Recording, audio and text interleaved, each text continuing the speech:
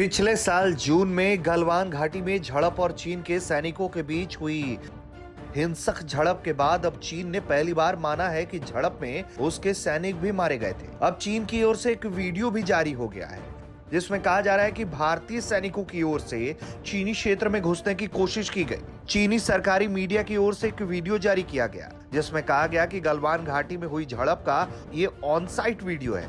यह दिखाता है कि किस तरह से भारतीय सैनिकों ने धीरे धीरे चीन के क्षेत्र में घुसने की कोशिश की। इसके पहले चीन ने पिछले साल जून में हुई खूनी झड़प के दौरान मारे गए 4 सैनिकों की जानकारी साझा की थी। इसी खूनी झड़प में भारत के 20 जवान शहीद हो गए थे।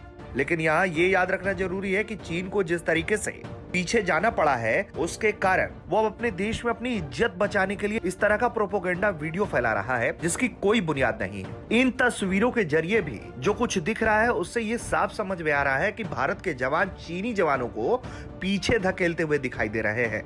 यानी कि चीन जिस तरीके से अतिक्रमणकारी नीति लेकर आगे तक आ गया था उसे भारत पीछे धकेलकर फिंगर 8 तक जाने के लिए लगातार कह रहा था। और आज के दौर में भी जो समझौता हुआ है उसके मुताबिक भी चीन को फिंगर 8 के पीछे जाना पड़ा है। यानी कि चीन भले ही इस तस्वीरों के जरिए ये दिखा दे कि भारतीय सैनिक उस तक आ रहे हैं, लेकिन कहीं ना कहीं इसके पीछे की मंशा सिर्फ और सिर्फ यही थी कि भारतीय सैनिक चीन को पीछे धकेलकर वाकई जो सीमा है वहां तक उसे भेजना चाहते थे। अब इस पर ग्लोबल टाइम्स का क्या कहना है ये भी सुनिए। ग्लोबल टाइम्स के मुताबिक चीन के केंद्रीय सैन्य आयोग ने काराकोरम पर्वत पर तैनात रहे 5 चीनी सैनिकों के बलिदान को याद किया है।